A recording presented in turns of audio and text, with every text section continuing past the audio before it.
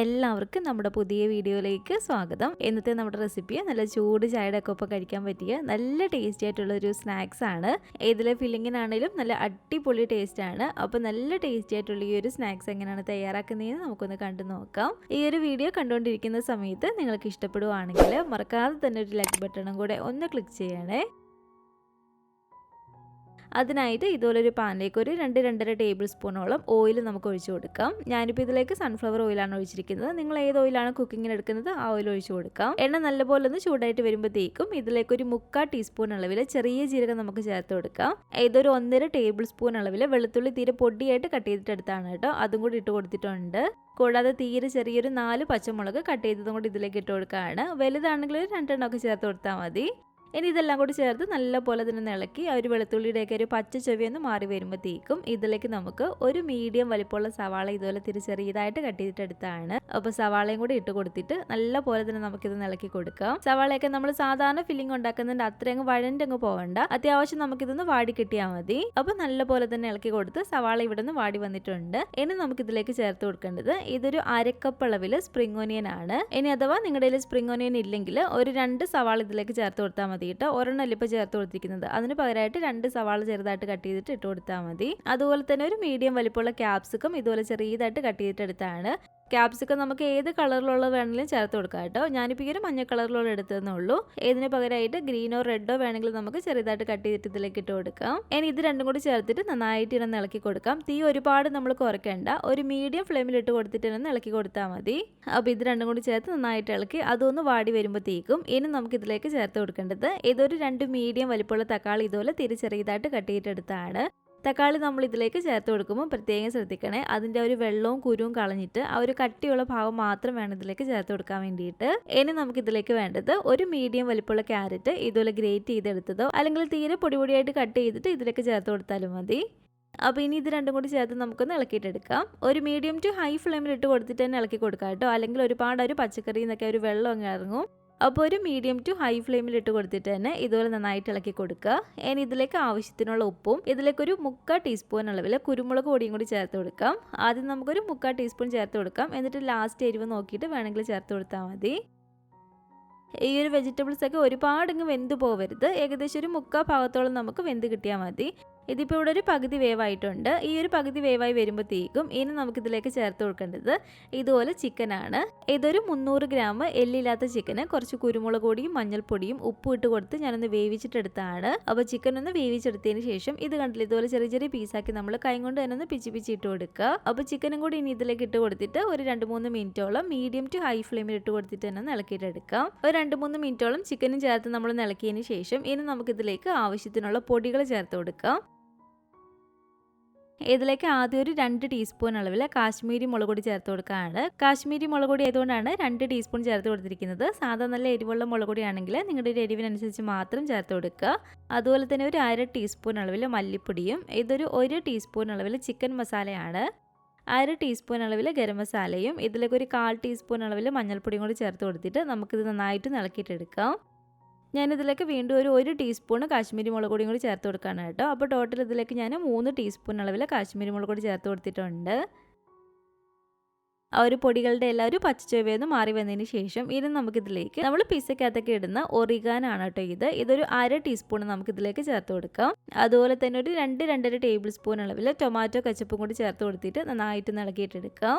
Oregano നിങ്ങളുടെ കയ്യിൽ ഇല്ലെങ്കിൽ കുഴപ്പമില്ല, പക്ഷേ ചേർത്ത് കൊടുത്താലേ നമുക്കൊരു ഫില്ലിങ്ങിൻ്റെ ഒരു കറക്റ്റ് ടേസ്റ്റ് കിട്ടത്തുള്ളൂ.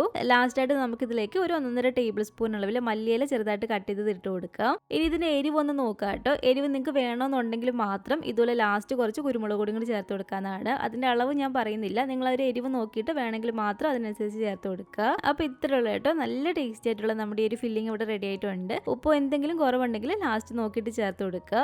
ഇനി ഒരു മാവ് റെഡിയാക്കി എടുക്കാനായിട്ട് ഞാൻ ഈ ഒരു പാത്രത്തിലേക്ക് ഒരു 3/4 കപ്പ് അളവിൽ ഇളം ചൂടുള്ള വെള്ളം ചേർത്ത് കൊടുക്കുകയാണ്. വെള്ളത്തിന് ഒരുപാട് ചൂടുണ്ടാവരുത്, ഒരു ഇളം ചൂട് മാത്രമേ കാണാവുള്ളൂ. ഇതിൽ ഞാൻ പറയുന്ന കപ്പിന്റെ അളവ് 250 ml കപ്പാണ് കേട്ടോ.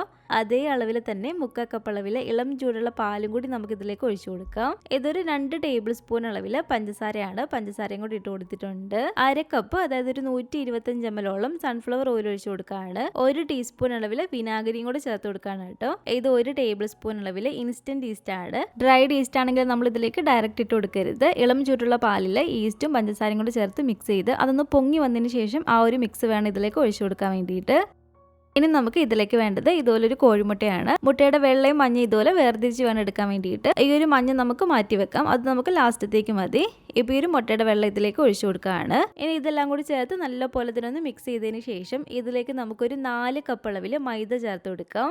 ആദ്യം നമ്മൾ ഇതിലേക്ക് 4 കപ്പ് മുഴുവനായിട്ട് ചേർത്ത് കൊടുക്കരുത്. 3 കപ്പ് ഞാൻ മുഴുവനും ചേർത്ത് കൊടുത്തിട്ടുണ്ട്. ഇതുപോലെ 4ാമത്തെ കപ്പ് ഒരു 3/4 ഭാഗത്തോളം ചേർത്ത് കൊടുക്കുക കേട്ടോ. ഒരു 1/4 ഭാഗത്തോളം നമ്മൾ മാറ്റി വെക്കുക.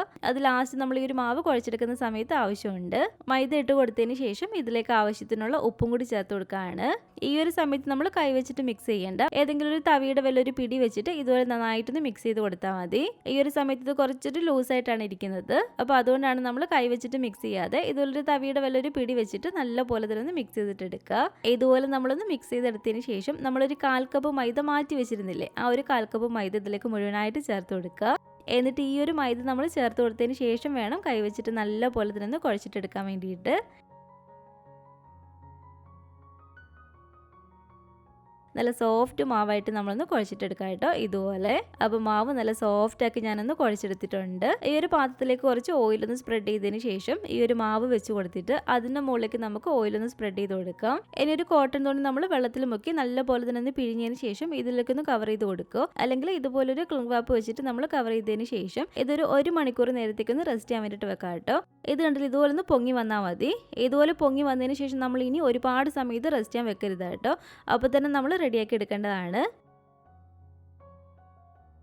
ഇനി ഈ ഒരു മാവ് ഒരു കൗണ്ടർ ടോപ്പിലേക്കോ അല്ലെങ്കിൽ ഒരു ചപ്പാത്തി പലകയിലേക്ക് ഇട്ട് കൊടുത്തിട്ട് ഇതുപോലെ 4ആയിട്ടൊന്ന് കട്ട് ചെയ്തിട്ട് എടുക്കുക. ഇതുപോലെ 4ആയി കട്ട് ചെയ്തതിന് ശേഷം അത് ഓരോന്നും നമുക്ക് ഒരു 3 എണ്ണമായിട്ട് കട്ട് ചെയ്തിട്ട് എടുക്കാം ഇതുപോലെ.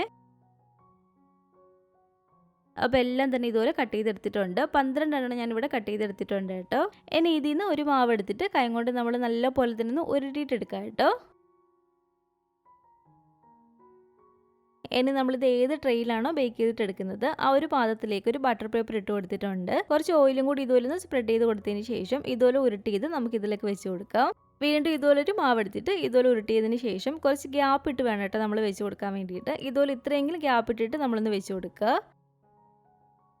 ഇനി ഇതുപോലെ ഉരുട്ടിയെടുത്ത് ഈ ഒരു മാവെല്ലാം തന്നെ നമുക്കൊരു 10-15 മിനിറ്റ് നേരത്തേക്കും കൂടെ ഒന്ന് റെസ്റ്റ് ചെയ്യാൻ വേണ്ടിയിട്ട് വെക്കാം. അത് കുറച്ചും കൂടി നമുക്കൊന്ന് പൊങ്ങി കിട്ടും. അപ്പം നമ്മളൊരു 10-15 മിനിറ്റ് റെസ്റ്റ് ചെയ്യാൻ വെക്കുന്ന ഒരു സമയത്ത് ഇതുപോലെ എന്തെങ്കിലും വെച്ചൊന്ന് കവർ ചെയ്ത് കൊടുക്കണേ, അല്ലെങ്കിൽ ആ ഒരു മാവിൻ്റെ മുകൾ ഭാഗം ഇരുന്നങ്ങ് ഡ്രൈ ആയി പോവും. ഇതിപ്പോൾ കണ്ടില്ല, ഏകദേശം ഒരു 15 മിനിറ്റ് ഒക്കെ കഴിഞ്ഞപ്പോഴത്തേക്കും ഒന്ന് പൊങ്ങി കിട്ടിയിട്ടുണ്ട്. അപ്പോൾ മാവ് ഇതുപോലെ ഒന്ന് പൊങ്ങി വന്നാൽ ഇതുപോലൊരു ഗ്ലാസ് എടുക്കാം കേട്ടോ. ഈ ഒരു ഗ്ലാസ് നമ്മൾ കുറച്ച് ഓയിൽ എടുത്തിട്ട് അതിലൊന്ന് മുക്കിയിട്ടെടുക്കുക അതിൻ്റെ ഒരു അടിഭാഗം. എന്നിട്ട് ഈ ഒരു മാവിൻ്റെ സെൻട്രലായിട്ട് ഈ ഒരു ഗ്ലാസ് വെച്ചിട്ട് താഴേക്കൊന്ന് പ്രസ് ചെയ്ത് കൊടുക്കുക. ഇതുപോലെ ഒന്ന് പ്രസ് ചെയ്തിട്ട് പൊക്കിയിട്ടെടുക്കുക. ഇതുപോലെ ചെറിയൊരു കുഴി പോലെ നമ്മൾ ആക്കിയിട്ടെടുക്കണം. അങ്ങനെ ഓരോ മാവിലും നമ്മളൊന്ന് ചെയ്തിട്ടെടുക്കാം കേട്ടോ. ഇനി ഒരു കുഴി പോലെ ആക്കിയെടുത്ത് ആ ഒരു മാവ് വീണ്ടും പൊങ്ങി വരാതിരിക്കാൻ വേണ്ടിയിട്ട് ഇതിലൊരു ഫോർക്ക് വെച്ച് നമുക്കൊന്ന് കുത്തി കൊടുക്കാം. ഇതുപോലെ ചെറിയ കുഴി പോലെ നമ്മൾ ആക്കിയെടുത്തിട്ടില്ലേ, അതിലേക്ക് വേണം നമ്മൾ ഫില്ലിങ് വെച്ച് കൊടുക്കാൻ വേണ്ടിയിട്ട്. അപ്പോൾ അതിലേക്ക് നമുക്ക് ഫില്ലിങ് ഇതുപോലെ വെച്ച് കൊടുക്കാം.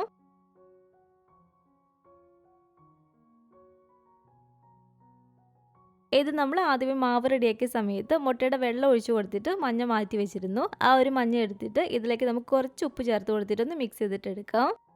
എന്നിട്ട് ഈ ഒരു മുട്ടയുടെ മഞ്ഞ ഈ ഒരു മാവ് ഇരിക്കുന്ന ഈ ഒരു സൈഡിലെല്ലാം തന്നെ നമുക്കൊന്ന് സ്പ്രെഡ് ചെയ്ത് കൊടുക്കാം.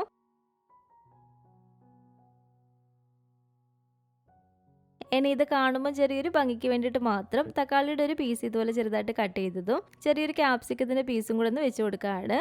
അപ്പോൾ ഇതുപോലെ തന്നെ നമുക്ക് ബാക്കി എല്ലാം ഒന്ന് ചെയ്തിട്ടെടുക്കാം കേട്ടോ. അപ്പോൾ ഇത് ഞാൻ ഓവനിലാണ് കേട്ടോ വെക്കുന്നത്. ഓവനിൽ വെക്കാനാണെങ്കിൽ പ്രീ ഹീറ്റ് ചെയ്ത ഓവനിൽ ഒരു 190°C ഒരു 20 മിനിറ്റ് ഒക്കെ നമ്മൾ വെക്കുമ്പോഴത്തേക്ക് തന്നെ ഇത് നമുക്ക് റെഡിയായി കിട്ടും. പിന്നെ ഓരോരുത്തരുടെ ഓവൻ്റെ അനുസരിച്ച് ചിലപ്പോൾ സമയത്തിൽ വ്യത്യാസമൊക്കെ വരാം കേട്ടോ. ഓവനിലല്ലാതെ നമ്മളിത് ബേക്ക് ചെയ്തിട്ടെടുക്കുന്നത് ഇതുപോലൊരു അടികട്ടിയുള്ളൊരു പാത്രം എടുക്കാം കേട്ടോ. ഒരു നോൺ സ്റ്റിക്കിൻ്റെയോ അലുമിനിയത്തിൻ്റെയോ നല്ല അടികട്ടിയുള്ളൊരു പാത്രം എടുക്കുക. ഇതിലേക്ക് ഒരു സ്റ്റാൻഡ് ഇറക്കി വെച്ച് കൊടുത്തിട്ടുണ്ട്. ഇനി നമുക്ക് മൂടി വെച്ച് അടച്ചു വെച്ച് കൊടുത്തതിന് ശേഷം ഒരു 10 മിനിറ്റ് തീ കുറച്ചിട്ടിട്ട് നമുക്ക് ഈ ഒരു പാത്രം ഒന്ന് പ്രീ ഹീറ്റ് ചെയ്തിട്ടെടുക്കാം. ഇതുപോലെ മൂടിയിൽ ഹോൾ ഉള്ളതാണെങ്കിൽ നമ്മളൊരു അലുമിനിയം ഫോയിലോ എന്തെങ്കിലും വെച്ചൊന്ന് കവർ ചെയ്ത് കൊടുക്കണേ. അപ്പോൾ തീ കുറച്ച് വെച്ചൊരു 10 മിനിറ്റോളം പ്രീ ഹീറ്റ് ചെയ്ത് ഈ ഒരു പാത്രത്തിലേക്ക് നമുക്ക് ഈ ഒരു പാത്രം ഇറക്കി വെച്ച് കൊടുക്കാം. ഇതിൻ്റെ ഒരു കുക്കിംഗ് ടൈം എന്ന് പറയുന്നത് നമുക്ക് കറക്റ്റ് പറയാൻ പറ്റില്ല, കാരണം നമ്മളൊക്കെ എടുക്കുന്ന പാത്രത്തിനനുസരിച്ച് അതിൽ വ്യത്യാസം വരാം. എനിക്കിപ്പോൾ ഇവിടെ ഏകദേശം ഒരു 15-20 മിനിറ്റ് ഒക്കെ ആയപ്പോഴത്തേക്കും റെഡിയായി കിട്ടിയിട്ടുണ്ട്. ഇത് ഞാൻ ഓവനിൽ വെച്ചതാണ്. ഓവനിൽ വെച്ചതും നല്ല അടിപൊളിയായിട്ട് തന്നെ കിട്ടിയിട്ടുണ്ട് കേട്ടോ. നമ്മൾ ബേക്കറിയിൽ നിന്നൊക്കെ ഇതുപോലെ ബണ്ണ് പോലുള്ളതിൽ ഫില്ലിംഗ് ഒക്കെ വന്നിട്ടുള്ള സ്നാക്സുകൾ വാങ്ങിക്കാറുള്ളതാണ്. അതുപോലെ തന്നെ നല്ല ടേസ്റ്റി ആയിട്ടുള്ള ഒരു സ്നാക്സ് ആണ് കേട്ടോ. ഇതിൻ്റെ ഉള്ളിലെ ഒരു ഫില്ലിങ്ങിന് നല്ല സൂപ്പർ ടേസ്റ്റ് ആണ്. അപ്പോൾ ഇന്നത്തെ നമ്മുടെ ഈ ഒരു വീഡിയോ ഇഷ്ടപ്പെട്ടെങ്കിൽ തീർച്ചയായിട്ടും ഒന്ന് ഉണ്ടാക്കി നോക്കാം കേട്ടോ. ഉണ്ടാക്കി നോക്കിയിട്ട് നിങ്ങളുടെ അഭിപ്രായങ്ങളൊക്കെ മറക്കാതെ തന്നെ നമ്മുടെ കമൻറ്റ് ബോക്സിൽ വന്ന് അറിയിക്കുക. അതുപോലെ തന്നെ നമ്മുടെ ഈ ഒരു വീഡിയോ ഇഷ്ടപ്പെട്ടെങ്കിൽ മറക്കാതെ തന്നെ ഒരു ലൈക്ക് ബട്ടണും കൂടെ ഒന്ന് ക്ലിക്ക് ചെയ്ത് ചാനൽ സബ്സ്ക്രൈബ് ചെയ്തിട്ടില്ലെങ്കിൽ ഒന്ന് സബ്സ്ക്രൈബ് ചെയ്ത് സപ്പോർട്ടും കൂടി ചെയ്യണേ. ഇൻഷാല്ലാ വീണ്ടും നമുക്ക് ഇതുപോലെ നല്ലൊരു റെസിപ്പി ആയിട്ട് കാണാം.